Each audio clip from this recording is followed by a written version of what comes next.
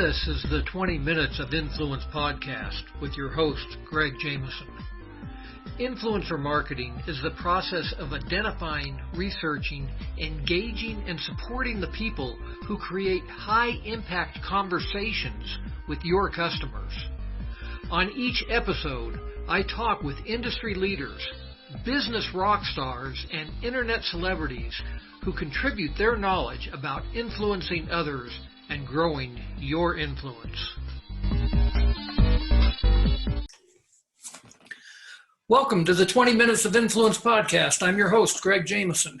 And if you happen to be watching the podcast this week as well as listening to it, or instead of listening to it, you'll notice that I've got a guest here. Dan and I have just met, and I'm going to let him describe more about himself. But Dan Janal is, did I say that right? Yeah, you did. Okay, great. We're off to a good start. Good. Well, Dan has written a number of books that help businesses build their brands. And one of his books is called Write Your Book in a Flash, which is really kind of all about like a paint by numbers type of approach to getting your book written. And anyone that's listened to this podcast for any period of time knows that I'm a big believer in writing a book to help you establish your expertise and become a recognized expert in your field. So the fact that Dan has this book that can really help you, and this process, I guess, that can really help you become that expert and get your book written, I think is going to be really relevant for anybody listening to this week's episode. So Dan, welcome, and go ahead and tell our listeners a little bit more about yourself. Great. Thanks for having me on your show. It's great to be here, and it's great to be among other influencers. I've enjoyed a pretty good career as an influencer in the high-tech community and the publicity community for the last 20 plus years or so. But I got to tell you, the thing that really turned my business around was writing a book. You see, I was a pretty well-known PR guy. I did the PR for companies like Commodore and K-Pro back when they were synonymous with the word computer. I was on the PR team that launched America Online, and I've done a number of other really significant things. But so did a lot of other PR people. So when we went to pitch business, they'd always say, what makes you different? And, we'd all say what makes ourselves different. But frankly, we all went to good schools. We all had good clients. We all had good accomplishments, or we wouldn't even get past the front door. But when I wrote my book, that's when things turned around, because I'd go to the Software Publishers Association meetings, and I'd lead a conference or I'd do a speech or whatever, and I'd tell people I have my book, and suddenly people were lined up at the door wanting me to do their publicity. It made all the difference. And one book led to another book, and I've literally spoken all over the world, from Beijing to Budapest, about publicity and marketing and internet marketing and such like that. So it really did make my career. So I have to tell you, if you're in certain industries, if you have a book, you will stand out because you're the only expert in your industry who has that book. You might be the only real estate person in town who's written a book, even though some other people might have sold more real estate than you. It really does separate you from everyone else. So I really do think that everyone needs a book. And frankly, in some industries, like speakers or consultants or coaches, nearly everyone already has a book. So if you don't have a book, you're not even in the game. So if you want to be an influencer, you need a book. Yeah, absolutely. I've got a friend that has always been telling people that want to be speakers, get a book, get a book, get a book. You got to have a book. And, some people think, well, writing a book is kind of tough, You've got to sit down and crank this thing out, and it might take months or even years to put this thing out. And I don't have time to do that. You've got a system here, it sounds like, to simplify that whole process. Sure. I'm glad you brought that up, because I believe that everyone can write a book in 3 months or less. And it involves 3 key principles. Number one, what is a book today? I was in a store the other day, and the book was just like, this book said, friggin' awesome book. And you open it up, and it was nothing but blank pages. and you can put your thoughts in there. You've seen books like that. Well, and I'm not here to say you can write that kind of book. I want a book with more content, but you can. But what people expect in a book today is not the 400-page thick book. They don't want the encyclopedia about your topic. They want a book that's not intimidating. They want a book that they can pick up when they get on a plane in New York and finish it by the time they land in Los Angeles. So we're talking about a book that's about 20,000 to 25,000 words. Now, if you break that up into 10 chapters, that's 2,500 words per chapter. Now, the influencers online are probably used to writing 2,500 word articles or 250 to 500 word blog posts at the drop of a hat. So think about that. If you can sit down for 15 minutes a day and write your 250 word blog post, well, divide that by 20,000 words, you can do that in less than 3 months. So it's totally doable. And if you say you don't have the time, well, I'm talking about 15 minutes. And you can get up 15 minutes sooner. You can go to sleep 15 minutes later. You can carve 15 minutes out of your lunch hour, or if you're taking the kids to soccer practice or band practice or karate practice or whatever, and you have to drive them and you say, I don't have time for a book. Well, use the time when they're practicing to do your own work. Again, I only want you to do 15 minutes a day, and I promise you, you'll have your book done in 3 months. Yeah. And yeah, you saying that about soccer practice. I remember when my youngest son was on ski team that we would drive up to the ski hill pretty early in the morning because he had to be there, half an hour before the lifts open type thing. And I would sit in the lodge with my laptop and just work during the day while he was doing his ski practice. And, occasionally I would leave the laptop in the car and hit the slopes myself, but it was one of those things where you create the time to do it, and you absolutely can do that. When I wrote my last book, I know that people said, well, how long did it take you to write it? And the reality is it took about 6 weeks to put the words on paper. Now, the truth of the matter is that it took a whole bunch of experience, years and years of experience, to be able to do that and be able to write that kind of content that quickly. But if anybody is an influencer, you've got some kind of expertise already. You have something to write about, and it really isn't that hard once you start thinking about it and put an outline down to just start cranking it out, like you said. Exactly. The other cool thing is that you might already have a book written, it's just not in a book format. And what I mean by that is if you've been blogging for a couple of months or years, you can take your blog posts and repurpose them into a book. A number of my clients have done that with just a little bit of editing and massaging. Also, if you speak or you do podcasts or teleseminars or webinars or do lectures, you can make transcripts of those recordings and turn those into a book. And if you don't have time to do that, well, there are editors who can take that content and turn into a book for you, provided you give them your vision and such like that. Because we want to start off with the idea of what is the book for? If it's to turn you into an influencer so you can get certain clients or to build your list or to get speaking engagements or whatever, you start with that as your point of view of what you want the book done for you. And then you, as Stephen Covey says, you begin with the end in mind. Well, that's the end. That's what you want to happen.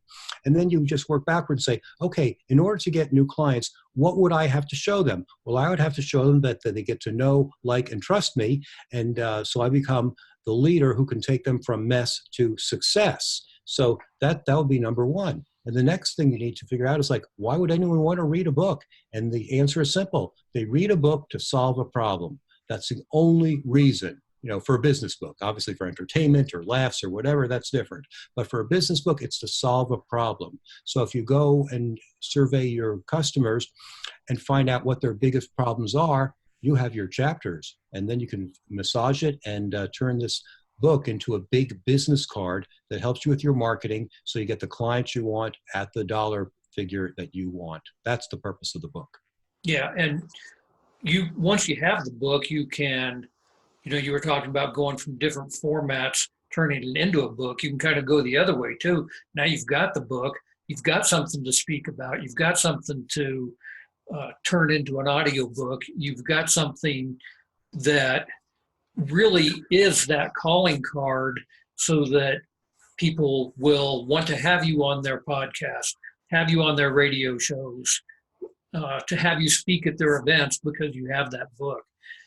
Now, I've heard it said, even from Amazon statistics, that most people only read the first chapter of a book. Uh, what are your thoughts on that? Yeah. And does that impact anything that we're talking about here today? Yes, it's probably truer than you'd think, and no, it doesn't impact your ability to write the book. Here's why. The book is a marketing tool.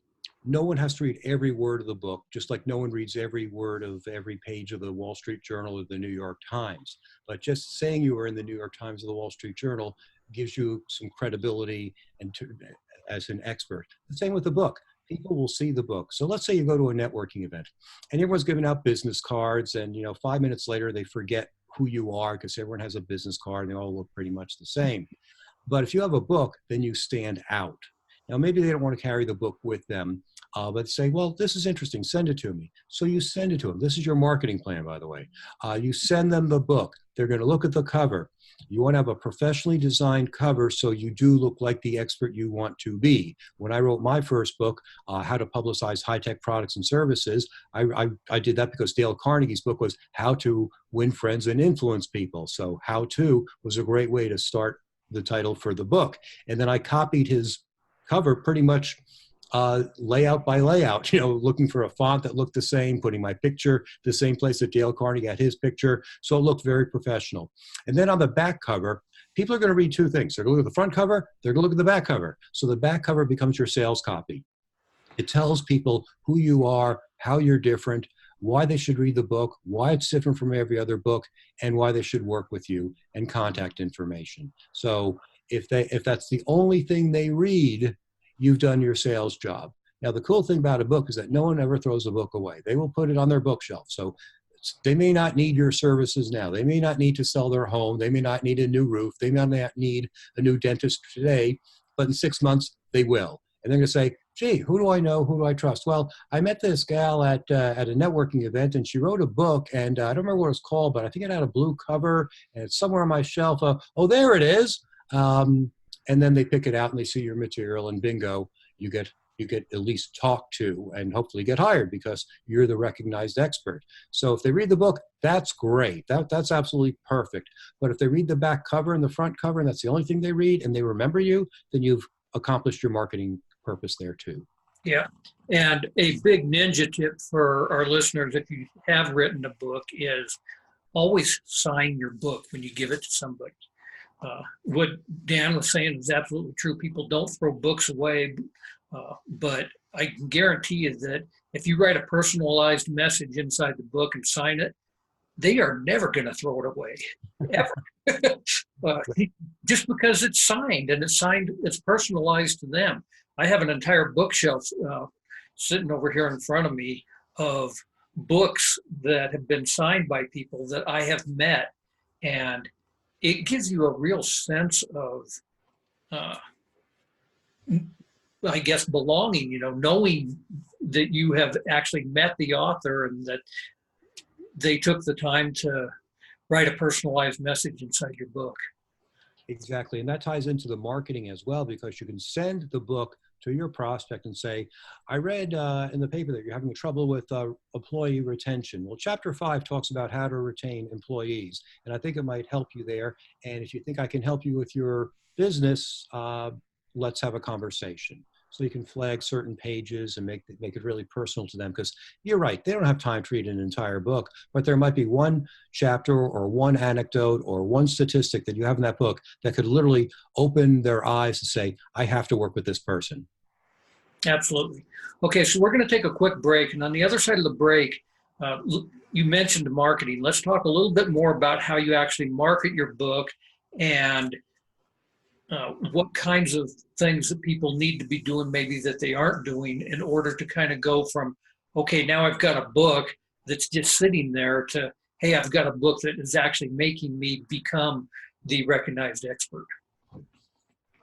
Sound good? Sounds great. All right, we'll be right back after this.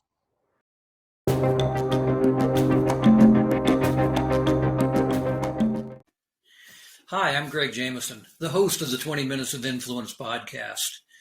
Every week, I not only have the opportunity, but the real privilege of interviewing experts in their field, true thought leaders, and I get to share this information with you. The purpose of this is really to help you sell more of your products and services online, which is the core premise of my primary business, Web Stores Limited. At Web Stores, we go out and we create e-commerce websites for small businesses. Plus, we do internet marketing and digital advertising for those businesses to really help them sell more online. We have a whole number of resources and tools designed to help make this process easier for businesses, probably much like yours. I've been the author of several #1 best-selling books, including Amazon's Dirty Little Secrets and The Influencer Effect, plus a whole series of online courses if you want to learn how to do this stuff yourself. The best way to remain in contact with me, besides subscribing to this podcast, of course, is to simply go to gregjameson.com/free gift, where I have a special offer for you simply because you are a valued listener to this podcast. Thanks again, and now let's get back to today's episode.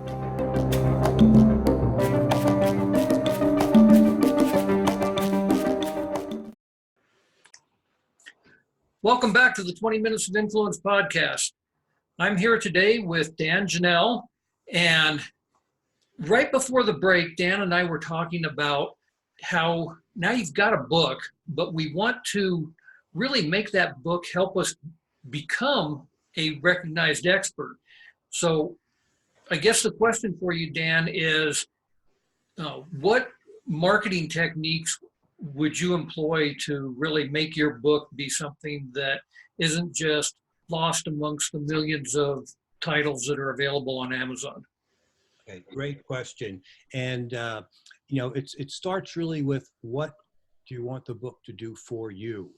And as I said earlier, the only reason people read a book is to solve a problem. So you need to figure out what their problems are, and you need to figure out your sweet spot of what kind of problems you really want to solve, because you can probably solve dozens and dozens of problems, but there are only some that really float your boat, the things that really get you going. And there might be some kind of clients that are just not the best clients in the world, and you don't want them anymore. You want higher clients, you want people who respect you more, people who respect your boundaries. So you write the book for them. And I think the way to do that is to do some surveying even before you write the book, because what are their biggest problems? So you go to your surveys, ask your customers, what are their biggest problems? That's your first stop. Now, your salespeople may know, you may know if you interface a lot with your salespeople or with your customers. Your customer support team may know that. You may go to Amazon and look for other books in this field and see what they've written about, what other authors have written about, because that will give you a good clue. But also, here's a real secret. Read the reviews of those books, because they'll tell you what they liked, which is good. They'll also tell you what is missing. So that gives you a fresh insight into what other problems you need to solve. You can also go to Google and say, what are the biggest problems people have with, and then fill in the keyword, repairing their roofs, finding a dentist, selling their homes, hiring a lawyer, buying car insurance, whatever. And you'll find zillions of articles there that will tell you what the biggest problems are. And from all of that, you'll be able to easily find 8 areas that you can write your book. So once you have those problems identified and you write your book, then is how do you get the book into people's hands, which I think is really one of your questions. And I gave an idea for that before the break about just simply mailing it to them. Why wait for someone to browse through Amazon and stumble on your book because they happen to type the right keyword? And that's all great and wonderful, but you're really hoping too much for that to happen. I like to take a more direct approach and actually mail the book to the top 10 prospects that I want to work for, and show them the chapter or the story that specifically answers a problem they have. That's the most direct thing you can do. The next thing you can do is rely on social media because it's frankly, it's free, it's ever present. So one thing I've done is I've created memes. I've created these little borders with my picture in the middle of the frame, with a copy of my book in the lower right-hand corner. And, my book is called How to Write Your Book in a Flash. And on top of that, it says, book coaching, ghost writing, developmental editing, so people know what I do. But the big takeaway in the meme is my quote. So I have quotes from the book, and I post that on social media every day. I have 90 different memes. They all have the URL printed in the border of my meme and the name of the book and helpful advice in the middle. So I post that to LinkedIn and to Facebook, and people like them. People share them. I've gotten a podcast interview from one of them. I've gotten an editing assignment from another person who owns an HVAC company in Ohio. So it really does work. I mean, it takes time, of course, but I do that on a regular basis. Unfortunately, there are a number of social media posting programs out there that will let you upload your material and then repeat them. So I have a 90-day cycle. I have these 90 memes, and they repeat every 90 days automatically. So I sit down and spend an hour or two to upload them and then just put them on autopilot. So I think that's something that you can do to get the word out there consistently. And I'm starting to do the same thing with my email newsletter. I was doing them consistently for years and years and years. Then I realized that, it's really hard to think of new ideas all the time. So why not just have 52 ideas, take old blog posts and repurpose them. And they're part of the book too, of course, and just feed them out one a week, every week, and then have the cycle repeat itself every year. And turn your marketing on autopilot because, it takes so much time and energy to do, but if you can do it once and then have it repeat itself, you're saving yourself a lot of time and energy. That's a great idea. Now you've got this book about, write your book in a flash, and you actually have a method that you talk about that is like a paint by number thing. I'm assuming that some of the things we've talked about here, using your blog post to become part of the content of your book is part of that. Is there anything else in there that is kind of a tip or trick, I guess, to help somebody get from up here in their mind to getting the thing on paper to maybe getting the thing actually published and available for sale?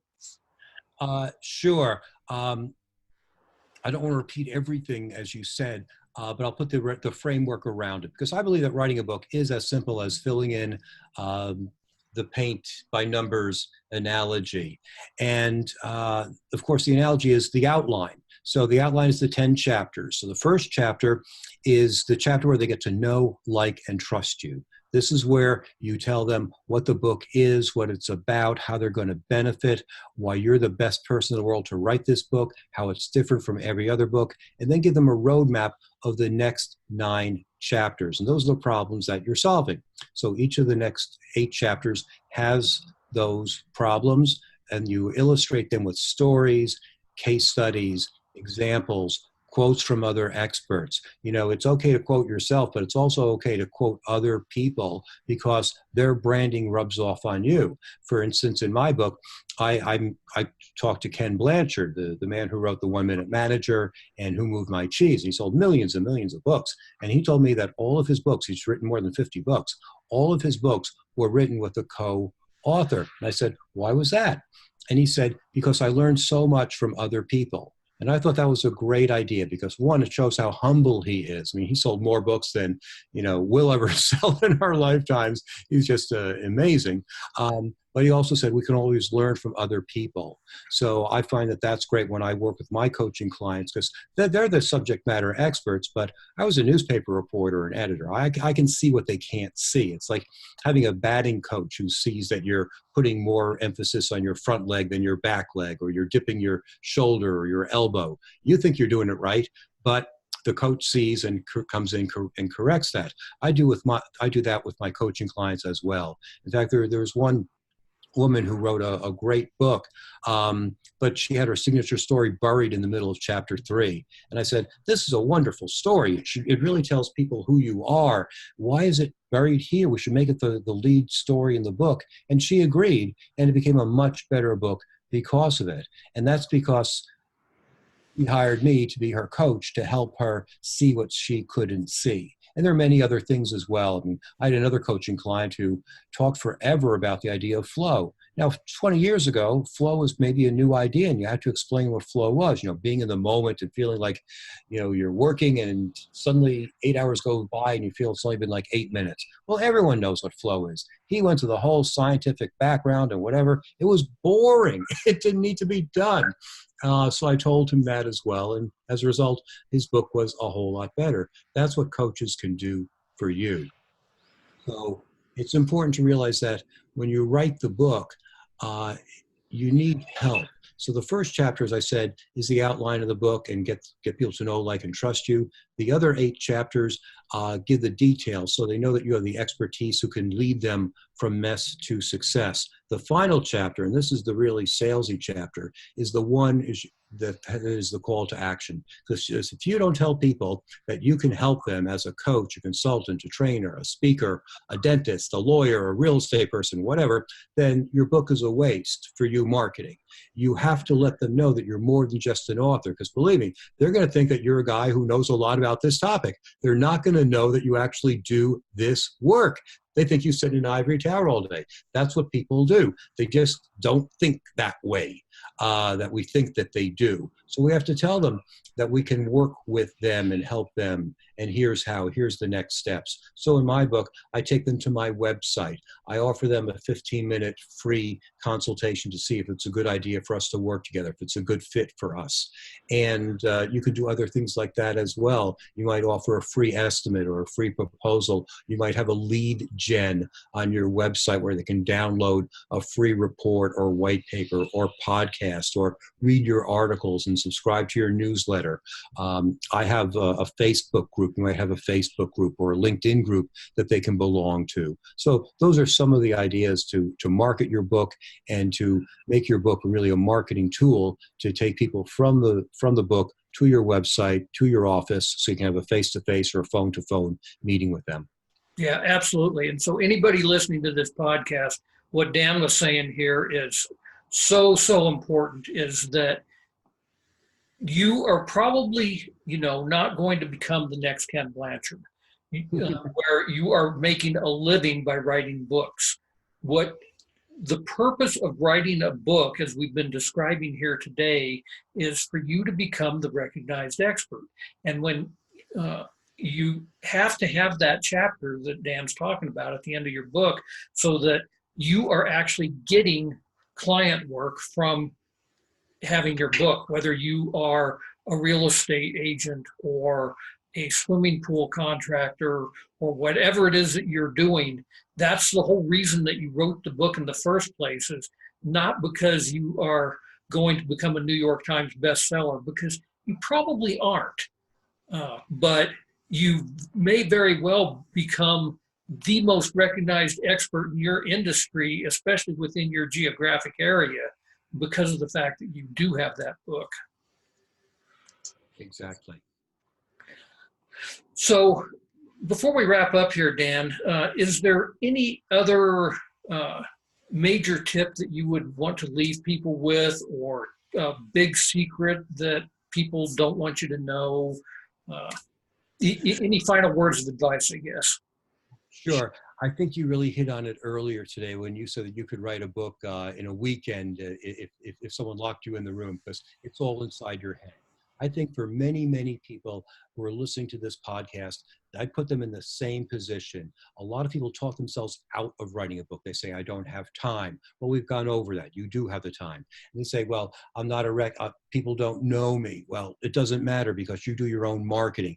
We don't know a lot of people who've written books in the business section of Barnes and Noble, but they become famous because they work it and they work their niche. So I'm here to tell you that, yes, you can write your own book, and it'll be different from everyone else's book. It's the other problem I hear people say is that, well, there are already 50,000 other books on this topic. Why should I write one? How am I different? Well, it's your stories that make your book different. It's the same as my HVAC client in Ohio. The weather climate in Ohio is different than the weather climate in Southern California or in Maine. So if you're an HVAC person in Maine, I'm going to want to do business with you if I live in Maine, because you know the territory. It's the same with every other vertical market. Your background, your knowledge, your case studies, your intrinsic feel for the industry. That's what makes you an expert. That's what makes you an influencer. And that's what makes your book stand out, so that it becomes a big business card so you can get clients, because the book turns you into the expert that they know, like, and trust, who can lead them from mess to success. Absolutely. So as we wrap up here, you talked earlier about coaching. I know you're a book coach, and maybe you've got some other things that people would want to stay in touch with you for. Can you go ahead and tell the listeners how they can stay in touch with you? Or Sure. Here's another branding tip too. The name of my book is Write Your Book in a Flash. The name of my website is writeyourbookinaflash.com, where I have lots of information. I have a YouTube channel called Write Your Book in a Flash. I have a Facebook group called, can you guess what? Write Your Book in a Flash. So you want consistent branding throughout. Go to any of those sites, sign up, read my book, and if you think there's a good fit for me to help you, then I'm happy to talk to you for 15 minutes or so and see if there's a good fit. Or, I always learn from these calls anyway, so you're not impinging on me at all. I treat it as a gift from you to me, because I'm learning about people's issues. So I love doing those 15-minute calls. sounds great, and I'll make sure that that information is in the show notes as well. Just want to say thanks again for being with us here today, Dan. Really appreciate your time. Thank you very much. It's been a pleasure. Good luck to all of your influencers. Thanks for listening to today's episode of 20 Minutes of Influence. If you enjoyed today's podcast, please leave a review on iTunes or wherever you listen to your podcasts. And if you are interested in booking myself as a speaker at one of your events, or are interested in any of my coaching programs, please visit gregjameson.com.